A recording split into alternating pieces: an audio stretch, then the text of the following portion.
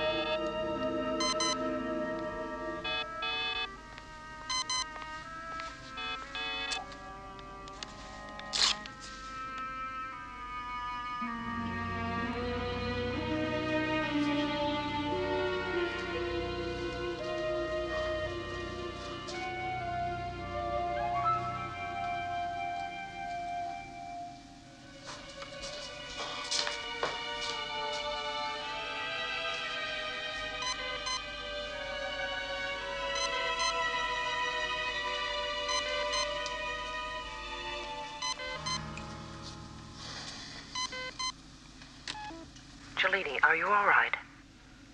Yes, I'm fine, thank you, Doctor. Computer raised the alarm. Your pulse and metabolic rate had peaked into the danger zone. No, it was a dream. That's all, just a dream. Anything traumatic? No, nothing. All right. If you need any help, I'm on duty tonight. Thank you, Doctor.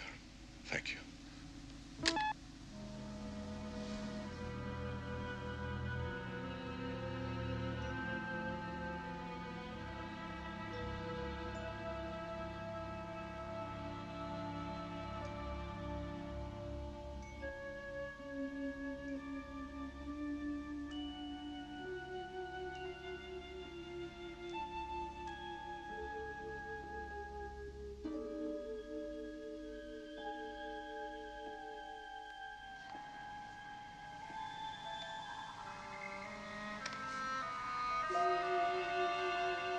Check. Been playing computer all day. I was hoping for a real game, Commander. I beat computer every time. Sure, you're programmed. won't stop me beating you. Checkmate. Computer's probably angry because you insulted her.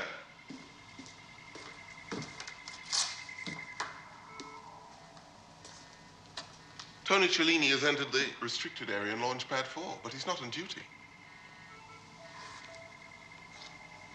Tony? Tony, what's up? Answer me, Tony. Cancel his comm lock.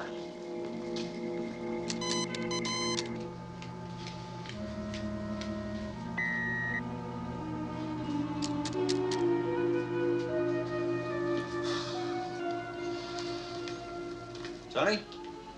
What you doing, sleepwalking?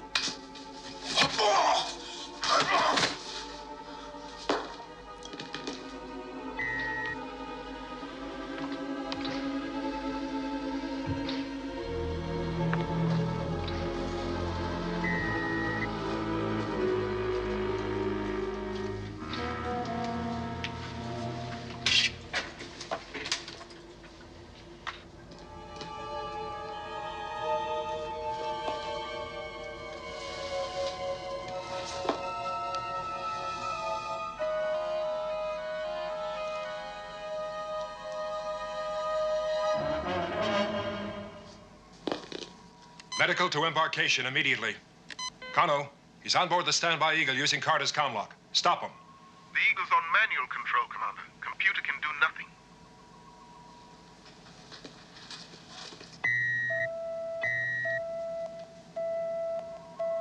Computer, command order. Cancel safety restrictions on Launchpad 4 and give me access.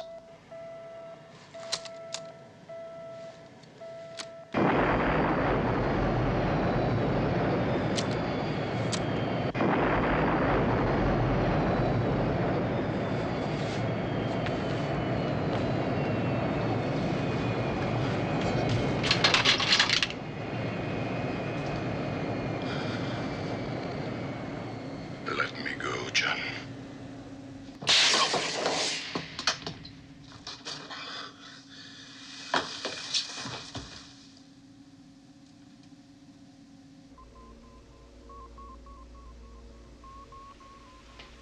Thank you, Anne. I'll manage by myself now. Night, Commander.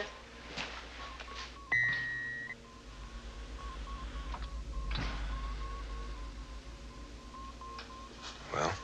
As well as he can be after a point-blank stun. I've been expecting something like this. He's unstable, John. He's an individualist. I've never really understood your admiration for him. Helena, he's not a coward, nor is he emotionally disturbed. He's a suppressed hysteric. Where do you think he was trying to get to out there in his pajamas? We're nowhere. We're 3 months Eagle travel time to the nearest star system, and he was going off on his own. Now, if that's the act of a rational man, he didn't even take his toothbrush. Helena, you didn't know him before the Ultra Pro was launched. He was the best amateur athlete I've ever seen. A poet. An all-round astronaut. In fact, the best all-rounder I've ever met. I'm aware of his history. Something happened out there. Something happened out there beyond Ultra that neither you nor I can understand. Hell, he can't even understand it. That's why it's haunted him. It's destroying him. Look, John, I know the Ultra Probe meant a great deal to you, but its success was vital to Cellini. He can't take failure. For that reason alone, you would have been the better commander of that probe. Stick to Cellini. All right. I say that he made a disastrous mistake on that probe ship, and being the acknowledged ace, can't bring himself to admit it. It's not his style. He thinks he's infallible. You think he's infallible, but I don't. Helena, nothing was proved. John, when it all happened, I was a member of the medical team that examined Cellini. My report reinforced the case against him. I just presented the facts as I saw them. There were no facts. He is unstable, and as such, he's a threat to the safety of Alpha. Maybe I should have used a laser and killed him. John. Why don't you write another letter to the Space Commission? John's anger was understandable. He and Cellini had been the driving force behind the Ultra Probe. In 1994, before this moon left Earth's orbit, Professor Victor Bergman had discovered a new planet beyond the then known limits of the Earth's solar system. He had called it Ultra. Space News, Dateline, September 3rd, 1996. Brought to you from Houston, planet Earth. The Ultra Probe. Who will command the ship? Anton Gorsky, commander of Moon Base Alpha, is expected to put an end to speculations later this week. Yes, yes. We need a decision, you know. You can't both go. Someone's got to control the whole operation from here. We can't leave it to Gorsky. All right, Tony. Tell you what. I'll flip you for it. Winner takes a ship, loser tells Gorsky. Black or yellow? Black.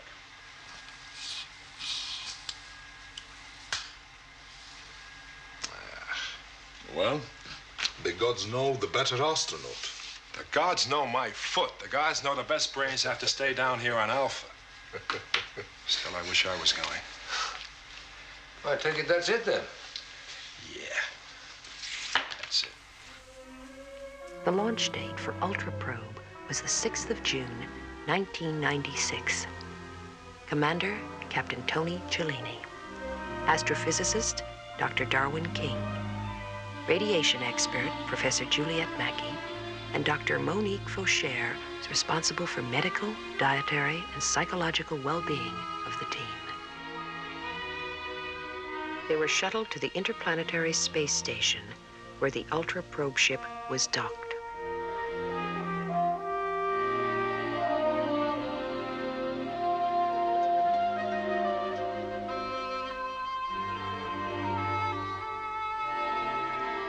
Embarkation and countdown continued without a hitch. Launch took place at 1200 hours on schedule.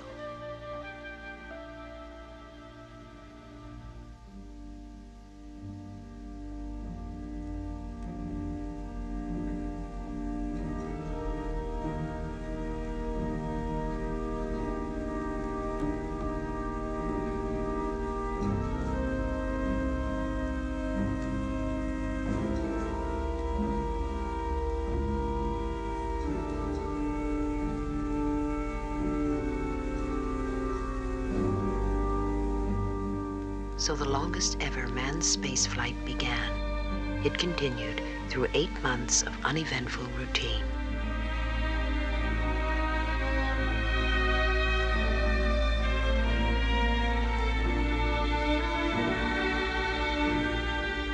Nothing disturbed the measured pace of the voyage. No malfunction of the ship broke the monotony. Navigation was faultless.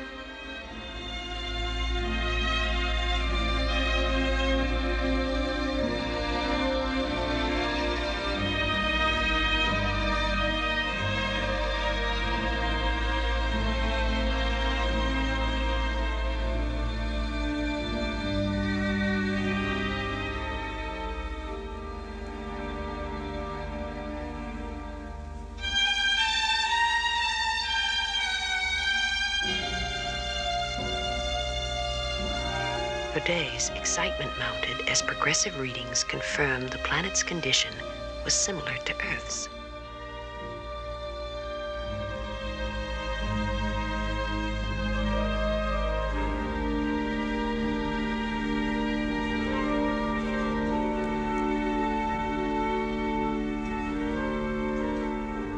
Plans were made for a manned landing, but as the probe ship moved behind Ultra, all contact was temporarily lost with Moonbase Alpha.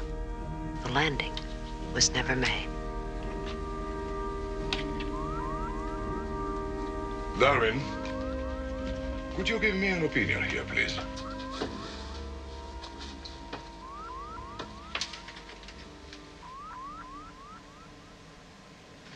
Metallic, small and stationary.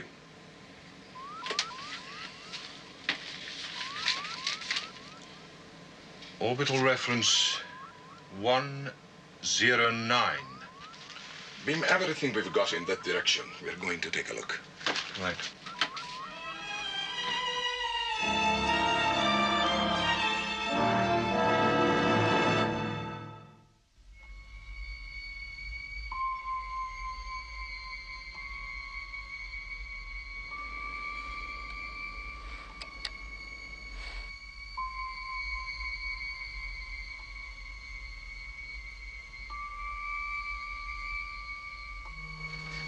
Fantastic.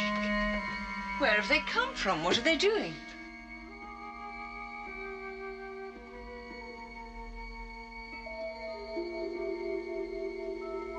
There's absolutely no sign of life from any of them. Can they really be empty? Perhaps it's some huge conference of all space peoples, and this is just their car park. Well, where's the conference?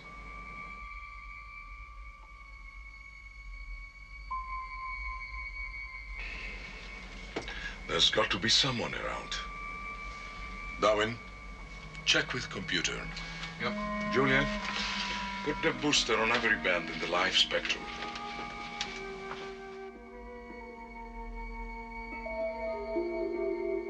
There are ships here that could make the dream of interstellar travel a reality.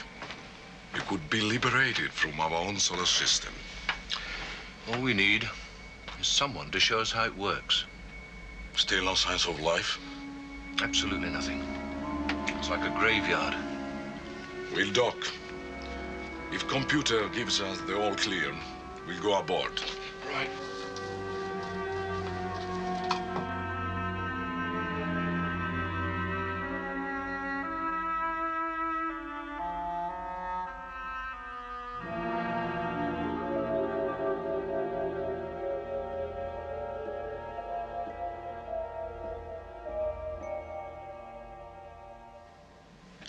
Docking seal is perfect.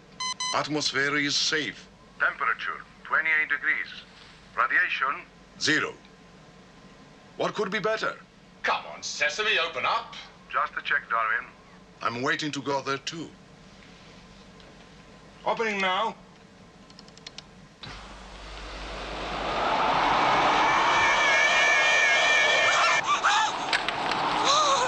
Close it, Tony! What is in? Wind, noise, light. It's pretty weird.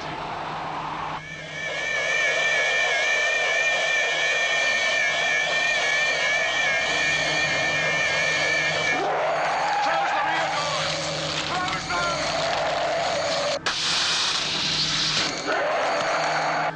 them! Main circuits have blown.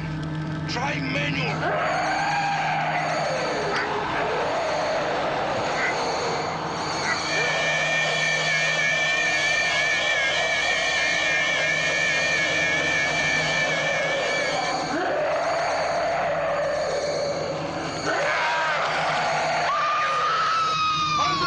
I'm coming through!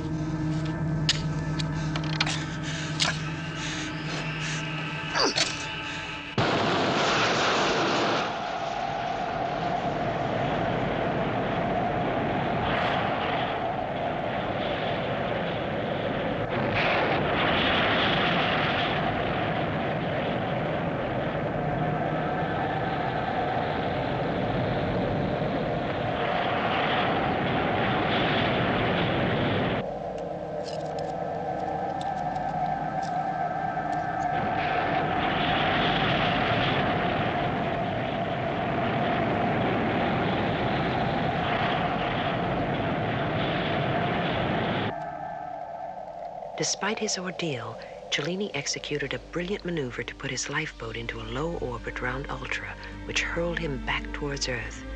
He survived alone in that module for over 6 months.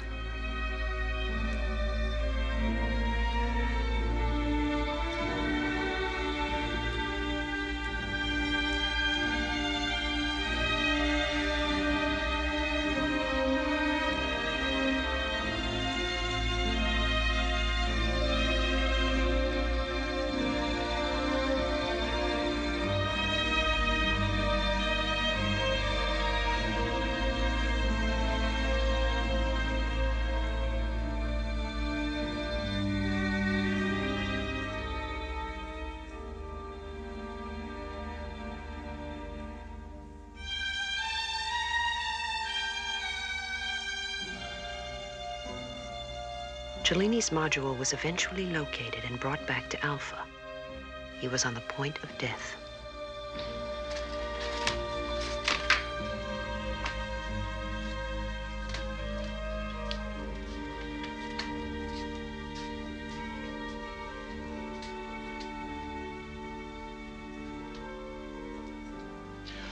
All right, take him to intensive care. Paul? It's incredible he's alive at all. But he'll survive. Oh, yes, on courage. But as Cellini began to recover his strength, the official attitude towards him changed from congratulation to doubt. The story he told of his encounter with the monster was difficult to believe, and the recorded data of the black box cast further doubt on his veracity. As a member of the Space Commission medical team, I began to inquire into the mental state of the patient.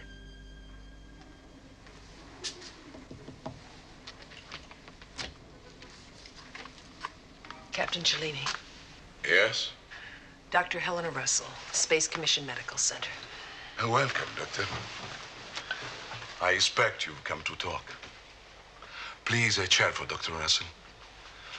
If you've come to hear the story, you'd better be comfortable. Thank you, Captain. Don't call me Captain. Call me Tony. But you may not want to do that. Depends whether you've come to confirm prejudice or listen with an open mind. Now, what do you mean? They don't believe me. They can't. You see, the green-eyed monster from outer space is firmly established in childhood fantasy, like Father Christmas. How can they possibly believe? Now, look, let's not get off on the wrong track, okay? The fact is, if a man with a red coat and white beard drove into town, he'd be arrested, certified, unbelievable. And that's what you are going to do with me and my monster, right? I didn't even mention the monster. But that's what you wanted to talk about, isn't it? Now, I don't have anything specifically in mind. I'm open to anything. Father Christmas, if you like. If you like, Doctor, you came to see me. Maybe in a while we'd get around to my sex life. All right. You seem fairly keen to talk on a wide range of topics. I want to tell you the truth, Doctor. I want to tell you that everything I've put down in my report is true. Tentacles, bloodsuckers, fire breath. The whole slimy, fantastic story is true. No wanderings of a sick man. I'm absolutely certain of every detail I've put down. And if the black box data conflicts with my story, then the black box is wrong. Now, that is a somewhat surprising statement for a rational man. I'm not a rational man. And yet you want to be believed. I want all of you, Koenig, Bergman, Dixon, every one of you to throw out the criteria by which you judge what's real. You've got to abandon reason. You have to believe that I, Tony Cellini, have stood face to face with the dragon. I fought it single-handed and survived. That's what you've got to believe. No! Now, come on, take it easy, Captain. Captain?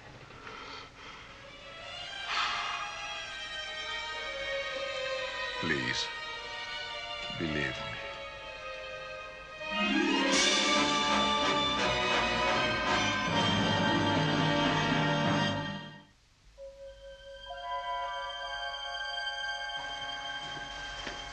Victor? Bad news. There's going to be a full-scale inquiry. Commissioner Dixon has ordered us back to Earth. Their story is Tony bungled the decompression procedure, opened the airlock prematurely, and killed the crew. Well, that seems a logical explanation. Well, at least it's easier to believe than a monster, isn't it? Victor, if the black box didn't record the monster, isn't it conceivable there are life forms our instruments can't detect? Oh, yeah. It could have even jammed the black box. Just because we haven't experienced something doesn't mean it doesn't exist. No, but we're not likely to know that unless we go back for a second look. No, I think we've got to go back out there. In fact, I know we must. Those spaceships out there can save the space program billions of dollars and hundreds of years. And we know Tony wasn't fantasizing about those, because those contacts are clearly recorded on the black box. Yeah, but that's all they are. Contacts. How do we know they're spaceships? Must we disbelieve everything Tony says? No, of course not. But I mean, here's a man virtually come back from the dead. Only naturally he should have nightmares. It'd be unnatural if he didn't. Look, I refuse to let them dismiss it like that. John, I'm afraid the facts are that our probe was a failure and somebody's head's got to roll. So it's got to be Tony's. While the balance of his mind is disturbed. Well, I don't think it is. Not like they think. Unfortunately, it's Commissioner Dixon who'll be the judge of that.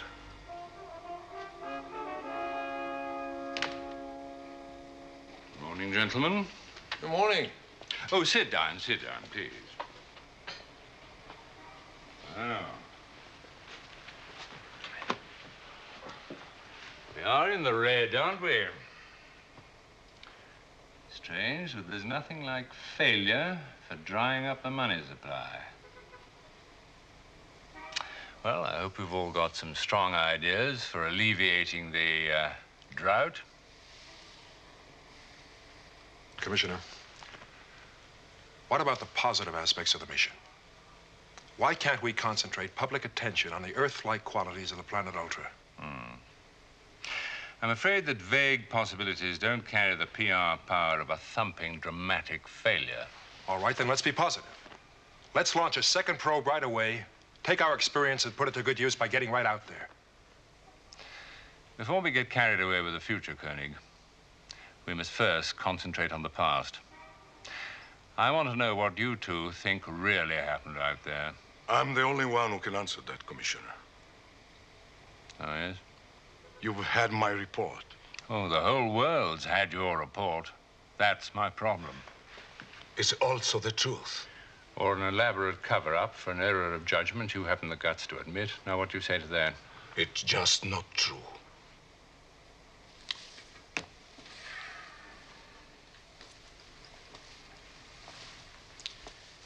Now, I need to know what you two have to say. Do you believe in monsters? Well, I believe that whatever caused the disaster affected Tony's mind in some way which he can't recognize and we can't even guess at. Koenig? Commissioner, we know those ships are out there, and one of them is ours. What we should be asking ourselves is why they're there and what happened to them. We have a series of unidentified bleeps recorded from the scanner, that's all. As far as I'm concerned, this vision of a spaceship's graveyard is as much the product of a sick mind as a ghoulish monster. So please, let's keep with the facts. Now tell me straight, Bergman, what caused the interference on that tape? How can you say? Could be anyone. Could it be him? Well, yeah, Tony could have done it, although I can't honestly see why he should. As a cover-up. Why would he restart normal recording 4 minutes and 45 seconds later? Are you going to suggest the monster did it, Koenig? We can't dismiss that possibility. You surprise me, John.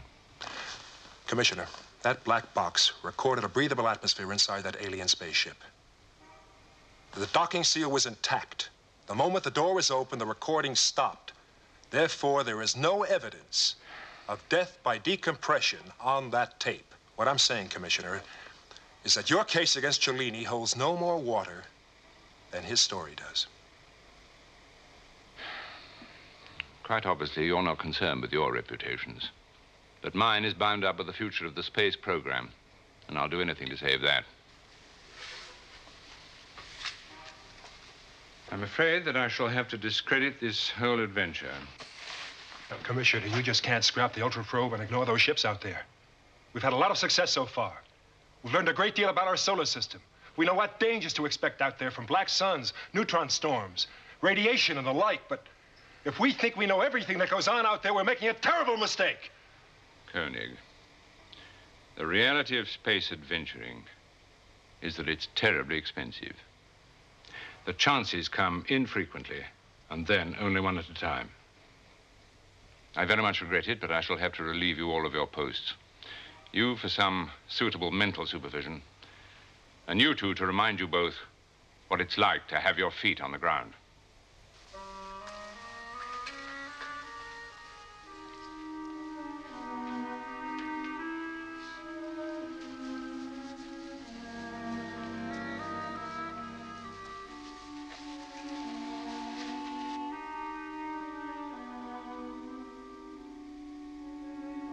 By September 13th, 1999, the day the moon blasted out of Earth's orbit, John Koenig was back on Alpha as commander of the base. Victor Bergman, Tony Cellini, and I were also there. Memories of the Ultra Probe ship disaster were obliterated in our fight for survival until the night when Tony's nightmare revived all the old conflicts. Thank you.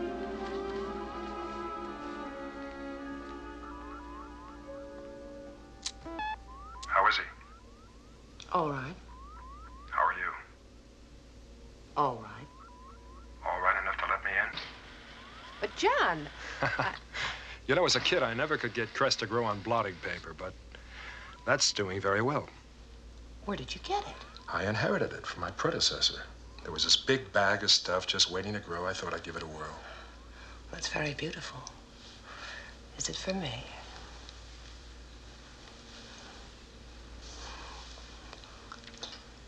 Thank you.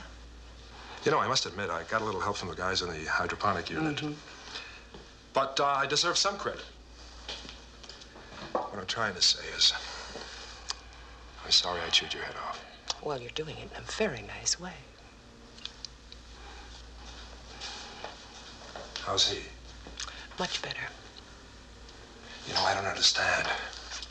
It's 5 years since the Ultra Probe. Why should he break now?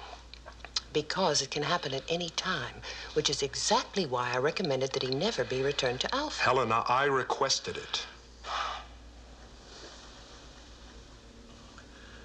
Can I speak? Tony. Now, just take it easy. It's all right.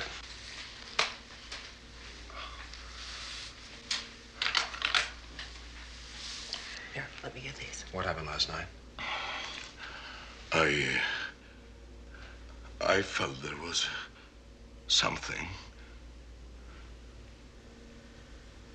Where were you going? There's nothing around, nothing for billions of miles. You had a nightmare last night at 0347. Medical computer raised the alarm, and I woke you. Remember? It was nothing. Well, Tony, we found a tomahawk buried in the communications post in your quarters. Was it the monster? And why now? What were you trying to do in the Eagle? Were you trying to run away from it?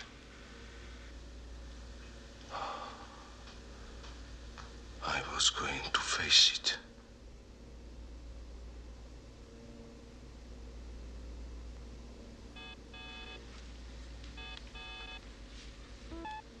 Commander, we have a contact. Could you come to main mission, please? All right, Paul. I'll be right back. John, something quite extraordinary.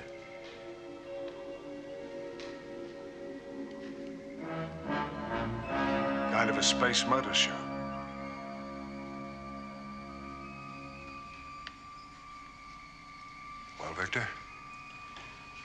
It's the same sort of thing Cellini described. The mission to Planet Ultra. Victor, last night, Cellini had a violent nightmare, finding his monster. Now, after the nightmare, maybe even as part of it, he tried to steal an eagle. I had to stun him. Now, he just came around, and I asked him what happened.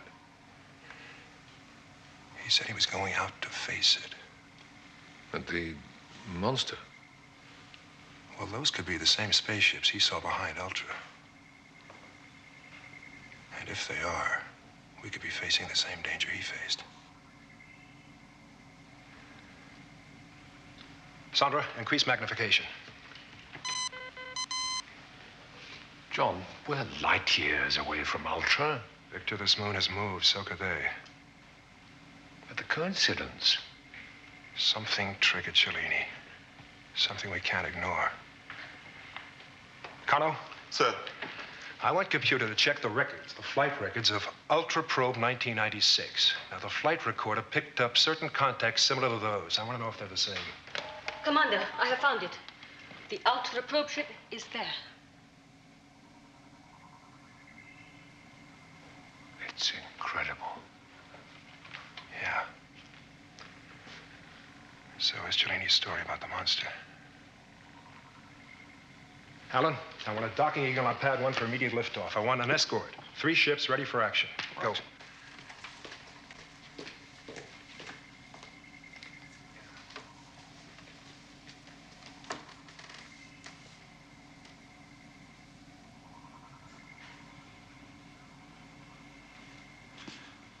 So I get a second chance.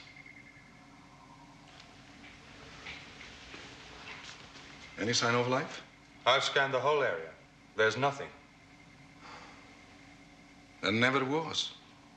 Tony, I'm taking an eagle up there with an armed escort. We'll get as close as it's safe to and scan it. If Victor's absolutely certain there's no danger in the area on board the probe ship, we'll dock. Now, how does that sound to you? Sounds fine. Are you willing to come with us? I'd insist.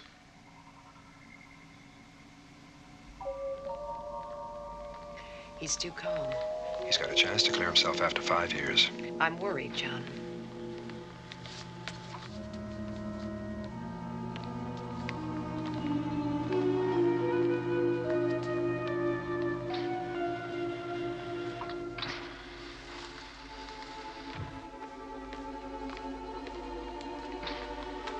Helena, focus hard on those ships as we go by. Excuse me. I have to apologize to Alan. Alan, sorry about last night. Yeah.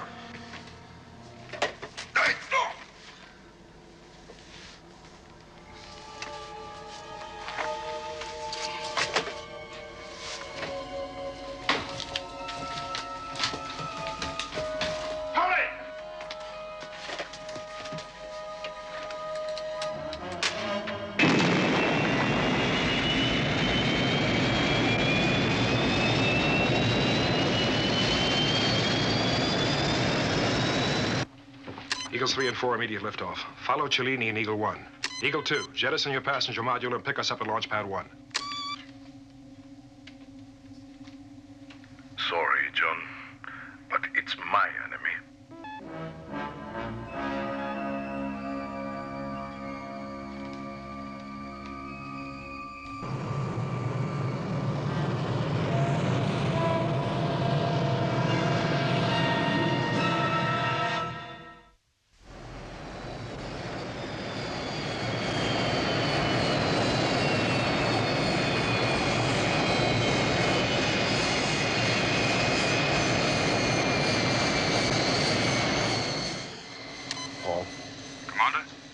Beam every scanner we have in Cellini's direction.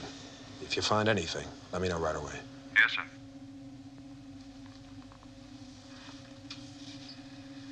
You think he's gone ahead to destroy the evidence?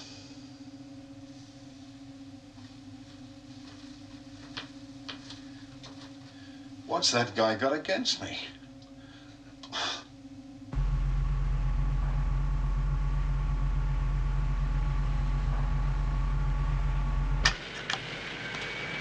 Eagle 2 docked on Eagle 1, Commander. All right, take it away. Give it everything we've got.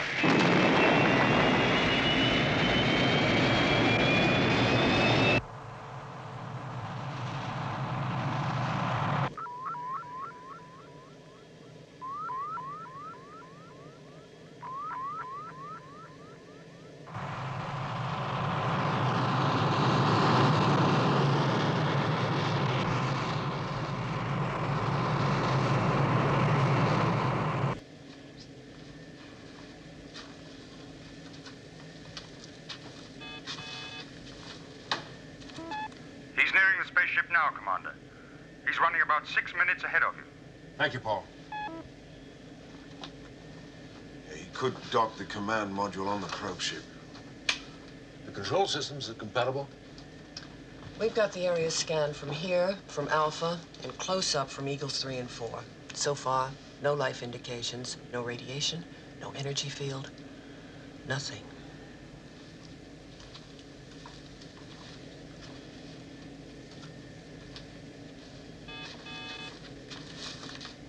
Paul? Still nothing indicated, Commander. Damn it. There's got to be something. He was right about those ships. That doesn't mean he was necessarily right about the monster. No, but it makes him look a whole lot righter.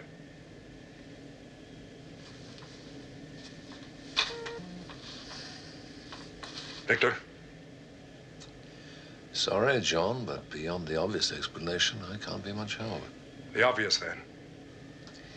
Well, they do look somewhat like flies caught in a spider's web. Which brings us back to monsters.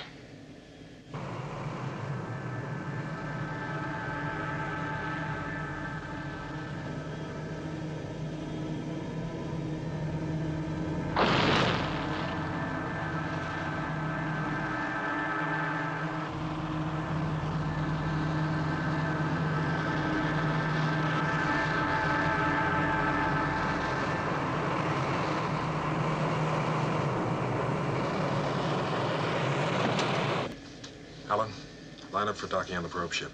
Make it as smooth as you can. John, we're getting life signs on the probe ship. Cellini's. If there was anything else, we'd be receiving it. Providing our instruments can read it.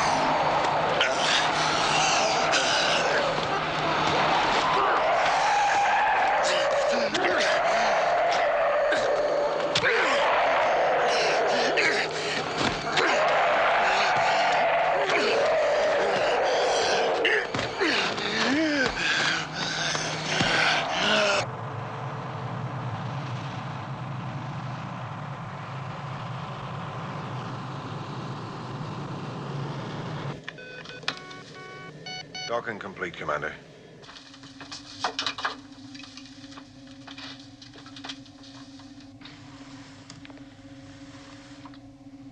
Helena, maybe you better stay here. Let's go.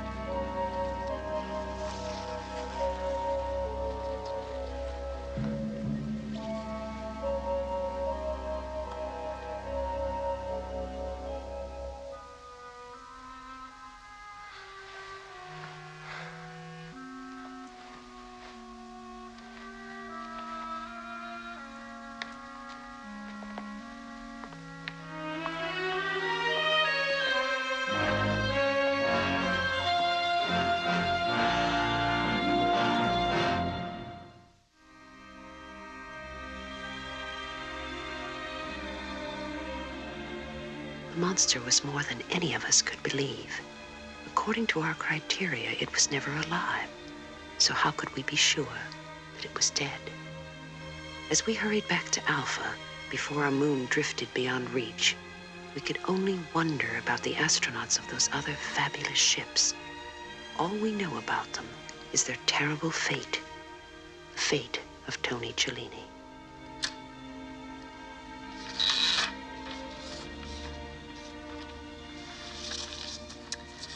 John, if we ever do find a new place to live, and if we succeed, we're going to need a whole new mythology. Tony Cellini and the monster? No. Well, St. George and the Dragon sounds pretty flat, till you know the story. The story is part of our history now, Helena. I think Tony would be very happy to know he put new life into an old myth.